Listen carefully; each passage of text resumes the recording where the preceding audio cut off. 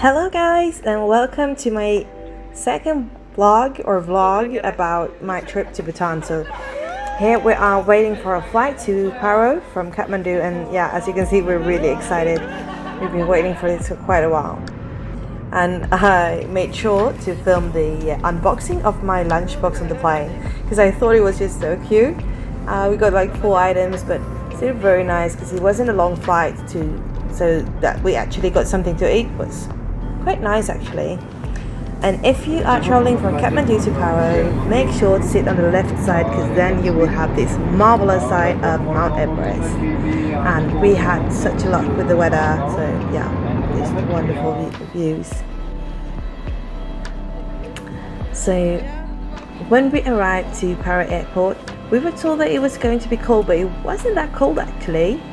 And also, another thing to note is that Paro is one of the hardest landing for a pilot to do. So it takes a lot of practice, and it's one of the most dangerous airport to land on. I think it's because it's in the middle of the Himalayas in the valley. So yeah, you need to be sure of what you're doing. So here we're walking around in Thimphu. And this was the first time that we were allowed to walk around all by ourselves. So up till now we had just been walking with our guide and driver basically. And yeah, we didn't do much. We just walked around to kind of feel the atmosphere and look around. And yeah, as you can see, it's just beautiful. And yeah, the construction workers, they built this around the buildings in bamboo instead of in iron. I think it's the normal way of doing it. And here we are at the Buddha Point, and the Buddha Point is a place where there is one of the biggest Buddha statues in the world. This Buddha statue is on the hill watching over the entire Thimphu. So here is also the Bhutanese guy you see here in the picture is Ujin, who was our driver and our guide, and he's such a lovely man, really funny, that guy. And he told us all sort of things, like you're supposed to go around the Buddha in clockwise and not opposite clockwise. That's just the way of doing it. And normally you walk three laps. We only walk 1 lap. But yeah, that's one thing to know.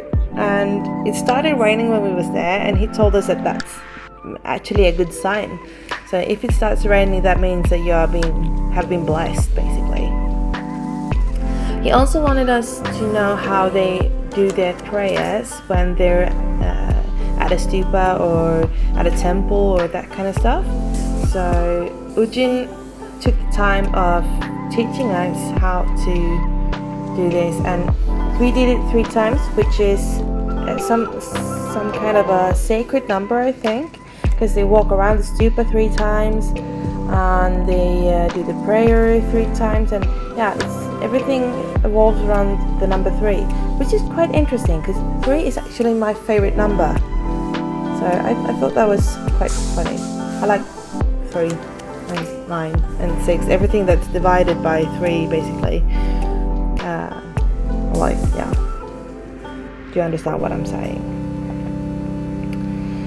So after that day, we went on our big journey, 10 hours drive from Thimphu to Sangse.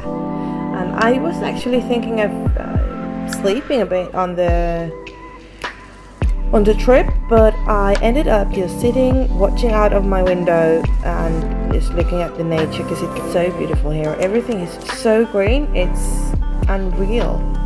And yeah, this place is just unbelievable. I can't even put it into words. Like, yeah, I'm just falling in love with this country one day after another, and it's just increasing. And yeah, the land is beautiful, the people is beautiful, and here you can see we're driving through a cloud actually, because we're on such high altitude that we're driving through the clouds. And yeah, that was new, never been there before, so I've basically been in heaven. That's not something everyone can say. So one thing that you might have heard about Bhutan is that it's one of the only country in the world that is carbon dioxide negative, which is really impressive actually. And that's because they take care of the environment. For every tree that they harvest, they plant, I think, 4 new ones. And as you can see here, keep the environment clean and green. These kind of signs you can see all over Bhutan when driving, and it's all about being safe in traffic and taking care of the environment and basically being happy. So yeah, in that way, Bhutan is a really, really nice country in many ways. So here we're at the pit stop, having tea, I think, because the Bhutanese people, they really like their milk tea. Yeah. Rebecca is happy as always. And yeah, here is Ujin with one of his favorite photos, obviously, of us. And he's, yeah, as you can see, he's really happy about this. He's such a nice guy. I can't, like, and he's not even, like, special in any way here, because everyone is just happy. Everyone is happy, everyone is nice, they're polite. It's just, the people of Bhutan is amazing in every way. Look at this area, like driving safely, they are nice to each other, they honk their horn when they're driving around someone, like telling them that, okay, here I come, watch out, so we don't have an accident or anything. It's just, yeah, I just think that's so polite to do so, but yeah, maybe that's just me. And yeah, as you could see there, you see a lot of workers here on the roads. They're actually Indians, because if I got my facts straight, it's basically like Bhutanese people are really well educated, because education in Bhutan is free, so they don't really work at the streets, so they hire Indians to do that instead. And here we actually are at the border between India and Bhutan. So we're driving on the Bhutanese side, and on the other side there is India. And you will just see the difference. Driving from Bhutan into India, I've never seen such a extreme contrast between two countries that is like being so close to each other. I have a picture that is 12 meters apart, and you can't tell that it's only 12 meters apart. I would say that you're in, it's a different world. So just take a look here. The streets are clean. You have nice pavements. People are really polite. As you can see, as soon as they like hit a crossing, everyone stops and is trying to make the other one go fast.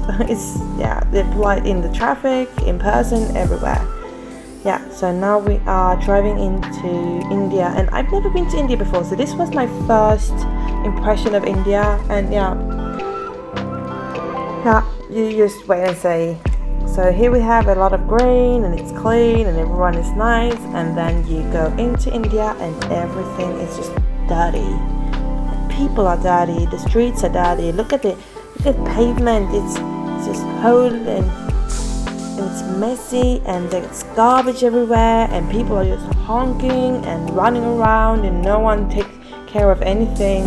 It's just, look at the parking, like everything is just madness basically.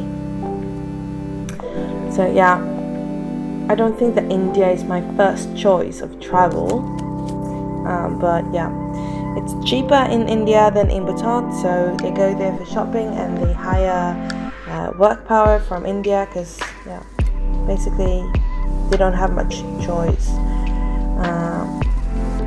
That makes it easier to be in Bhutan, knowing that people aren't that poor. I've not seen anyone that looks poor, not seen anyone who's homeless. No one is asking for money. Everyone just seems happy. I'm sure there is poverty here, of course there is, but it's not as bad as in India basically. And here we finally arrived at Samti College of Education, and we're driving through the gates and look at this campus. Isn't this beautiful? I can't believe that this is where I'll stay for 5 months. I'm so happy about it, and I'm going to tell you more about the college later, but just wanted to tell you a brief story about my arrival in Bhutan, basically. So until next time, have a good time, and thanks for watching.